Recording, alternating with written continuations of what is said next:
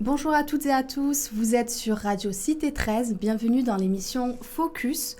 Aujourd'hui, je suis ravie de recevoir la poétesse Salwa Ould El-Mehdi qui va nous parler de son premier recueil, Le chemin de ses vœux, une œuvre intime et authentique. Bonjour Salwa. Bonjour Mélanie. Merci d'avoir accepté mon invitation.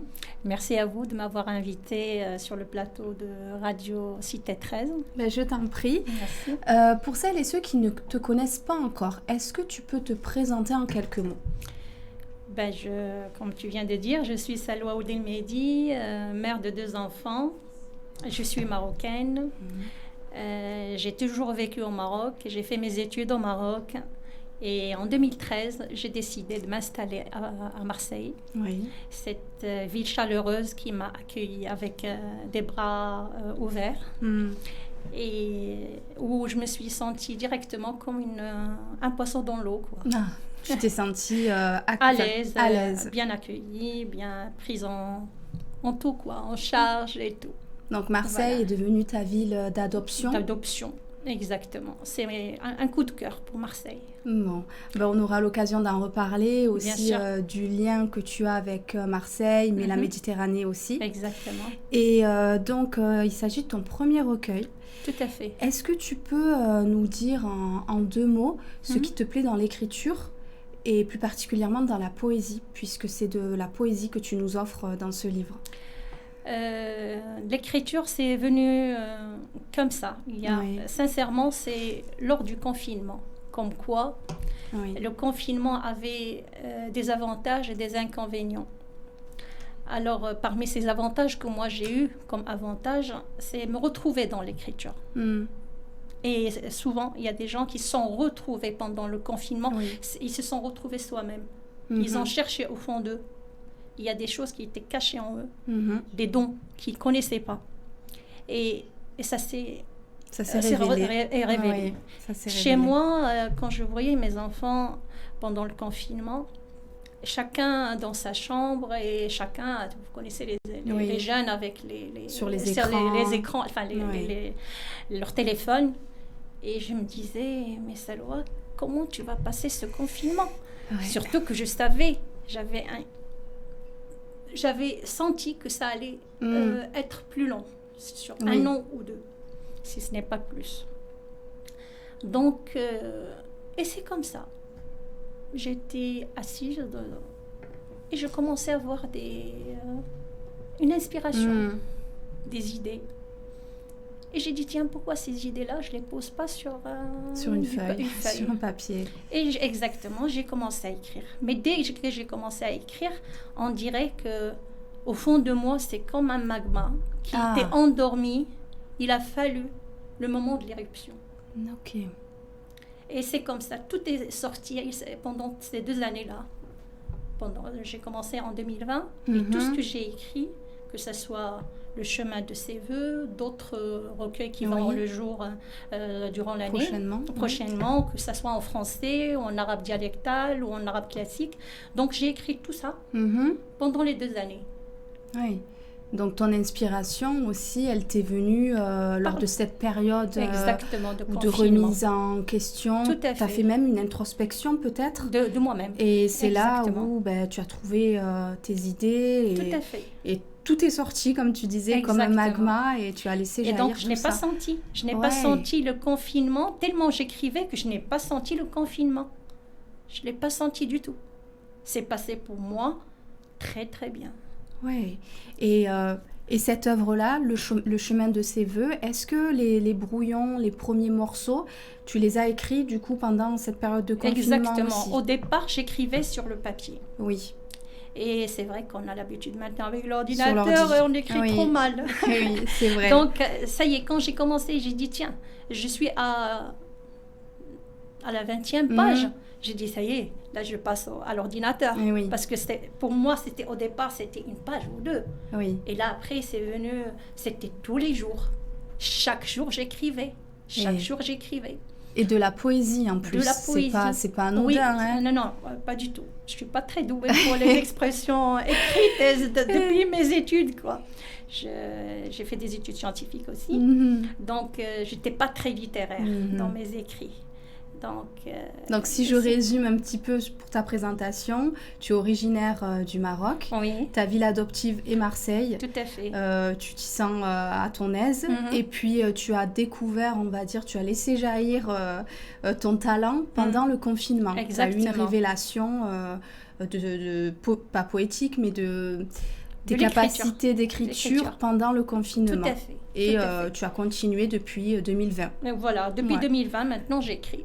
C'est super. Et on va continuer un petit peu de gratter plus d'informations sur ce recueil-là que tu as fait. Oui, le titre, il n'est pas anodin aussi. Il s'appelle « Le chemin de ses voeux ». Tout à fait. Et d'ailleurs, je vais me permettre, est-ce que tu peux le montrer? Parce que je trouve que la couverture et l'image que tu as choisie, il y a un côté...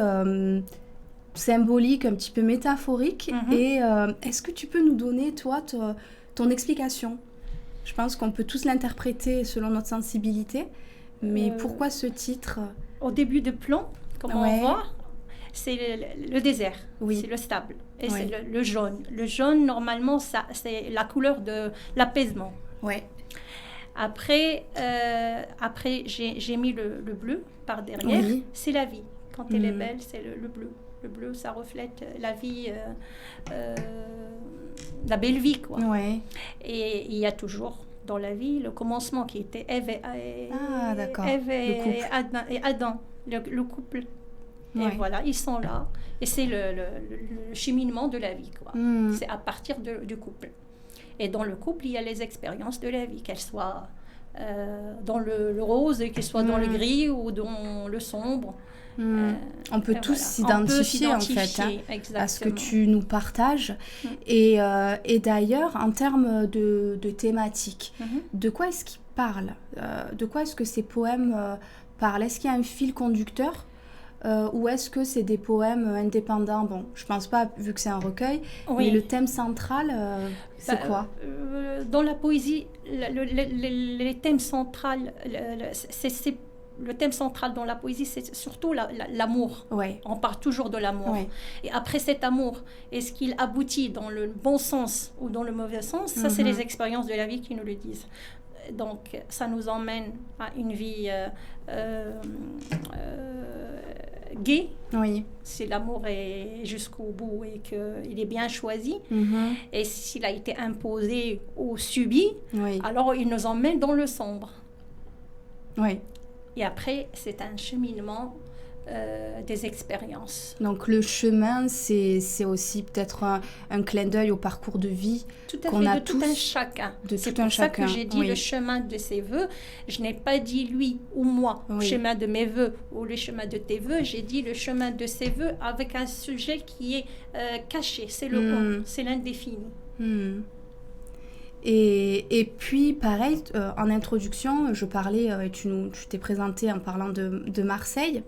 Est-ce qu'à l'intérieur, on retrouve des poèmes qui parlent de Marseille, cette nouvelle vie peut-être que tu as ici? Tout à fait. J'ai un poème sur Marseille, exactement. C'est donner hommage à cette ville qui m'a accueillie, que j'aime beaucoup. C'est ma ville. Et voilà. Pour lui faire un remerciement. Mon remerciement, c'était sous forme de rime, quoi.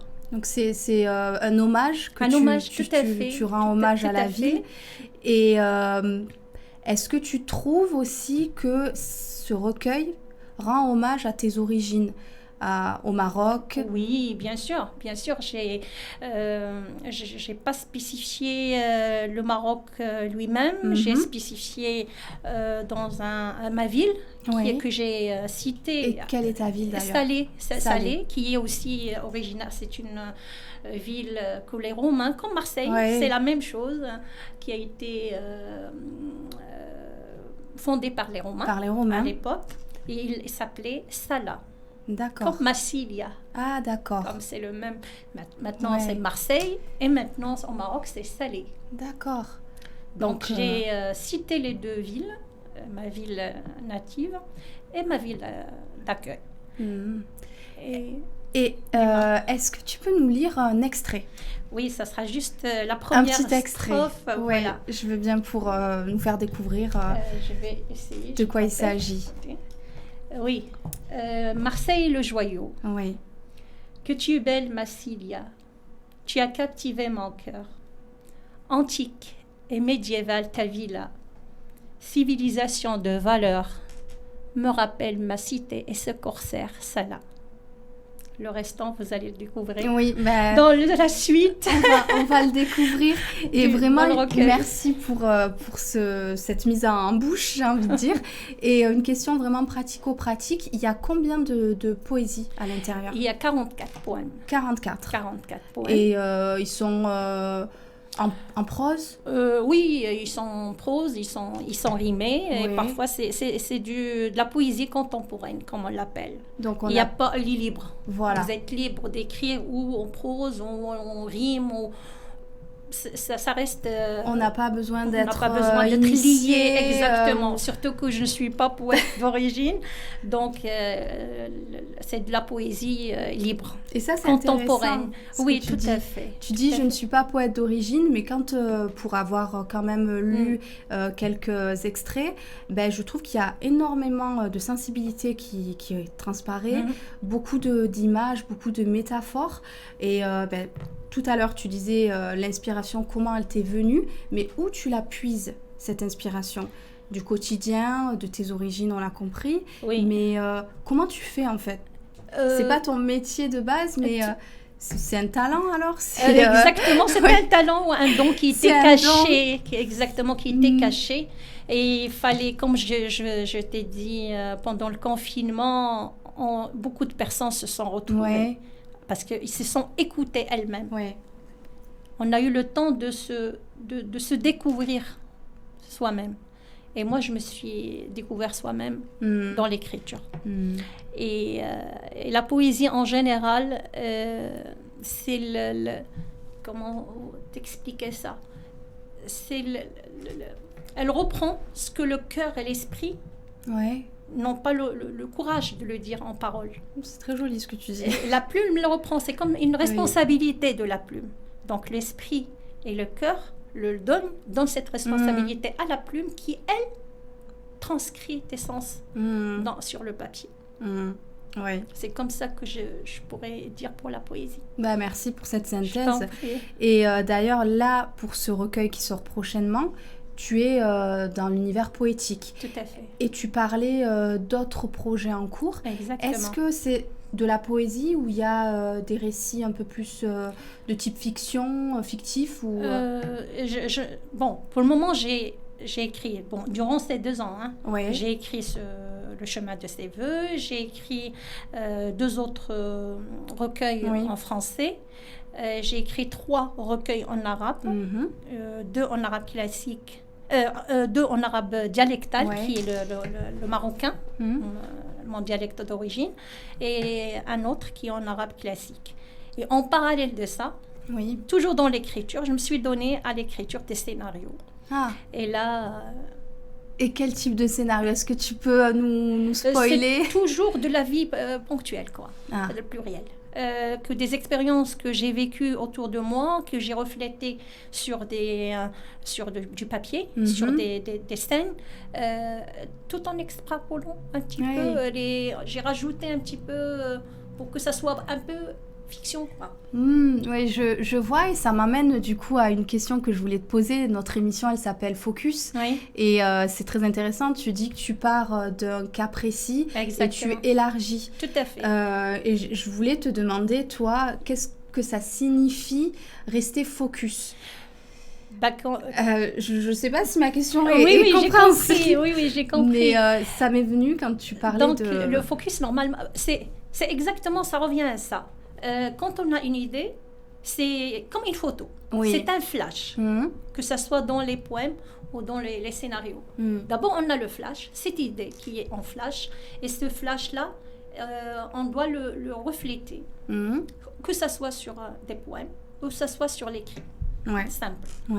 Donc, c'est une idée, une photo qui voit le jour à travers la plume. Ok. Voilà, c'est ça pour moi le focus. Et autre question, je te remercie pour cette belle réponse. Tu as un métier à côté de cette activité-là. Tout à fait. Et comment tu fais pour aller au bout de chaque... parce que c'est pas rien quand même que d'écrire un livre, se relire, et en plus tu as plusieurs projets en cours en même temps. Comment tu fais pour t'organiser et pour arriver au bout justement de tout ça? C'est question d'organisation, tout à fait. C'est question d'organisation. C'est vrai que quand les enfants ils sont petits, c'est un peu plus difficile. Donc, les choses se sont déroulées pour moi. Une fois que mes enfants, ils ont grandi, ils ne sont plus avec moi, donc j'ai plus de temps pour moi. Donc, le temps libre qui est pour moi, donc je le partage entre ma vie professionnelle et ma vie culturelle, quoi. Oui, et on sent que c'est vraiment une passion et que tu le fais avec plaisir. Tout à fait. Donc, tu arrives à libérer du temps pour ça, vraiment, et t'y consacrer... rien que ça, donc ça se sent. Ce recueil-là, il n'est pas encore disponible. Oui. Il est disponible à partir de quand? De 1er avril. Donc, il est en précommande. Il est en précommande partout. Il est d'abord sur Internet, la librairie. On peut le trouver sur Internet. Sur Internet chez mon éditeur. J'ai d'encre, les J'ai d'encre à Paris. Et puis, il y a sur la FNAC, il y en a partout. Oui. Il est sur la FNAC, sur des librairies en ligne. Et à partir du 1er, il est partout. Dans toutes les librairies, dans les médiathèques, les bibliothèques. Et à l'international, c'est Hachette. C'est Hachette, la maison Hachette Livre International qui fait la distribution. Et en Belgique et en Suisse aussi. Ah ben parfait, donc on peut le trouver en France, sur Internet, dans les bonnes librairies. Partout, même dans les grandes surfaces. Il va être même vendu dans les grandes surfaces. À partir du 1er. À partir du 1er. Ben, c'est parfait. Et écoute, avant de conclure, j'aimerais savoir si on a envie de suivre ton actualité, on peut te suivre où ? Est-ce que tu as des réseaux? Est-ce que tu communiques sur Internet? Oui, tout à fait. Je suis sur TikTok. D'accord. Je suis sur Facebook. Salwa Ould El Mehdi. Exactement. TikTok, Facebook, Instagram. Parfait. Bon, écoute, je te laisse le mot de la fin. Si tu vas ajouter une dernière chose sur ce recueil ou même sur tes projets à venir. Et pour ma part, je te remercie encore une fois pour ta présence. Je te laisse la parole. Je te remercie, moi, de m'avoir invitée sur le plateau, encore une fois, de Radio 13. Et j'espère avoir une autre occasion de te rencontrer. Pour le prochain. Pour le prochain ou même pour autre chose. Oui. Merci beaucoup pour cette rencontre chaleureuse. Merci à toi. Et c'est une très belle découverte. D'ailleurs, je serai la première, je pense, à l'acheter. Je vais l'offrir à ma maman parce que tu nous fais, je trouve, un beau cadeau. Il y a beaucoup de douceur dans ce que j'ai lu, beaucoup de douceur, beaucoup de sensibilité. Et comme tu disais, le fait que ça parle à tous, c'est top parce que moi, je me retrouve pas mal. Le côté les origines marocaines, puis Marseille. Donc, j'ai hâte qu'il sorte pour l'offrir à ma maman aussi, pour le lire. 2-3 jours. Dans 2 jours. Oui, c'est dans 2 jours. Dans 2 jours, il est sur les rayons. C'est parfait. Et je dis à mes lecteurs que je serais ravie de les rencontrer lors des dédicaces et des salons du livre. Et s'ils ont des suggestions... On pourra te retrouver alors Oui, je vais faire des dédicaces. J'attends mon attachée de presse des J'ai d'encre pour qu'elle me contacte et elle va faire le point sur les dédicaces, pour les dates, dédicaces pour les salons du livre. Bon. Et voilà. On reste en alerte alors. Tout à fait. Merci encore une fois. À toi aussi. Prenez soin de vous. On se revoit très vite et au revoir. Merci de nous avoir écoutés. Au revoir à tous. Merci beaucoup. Bon.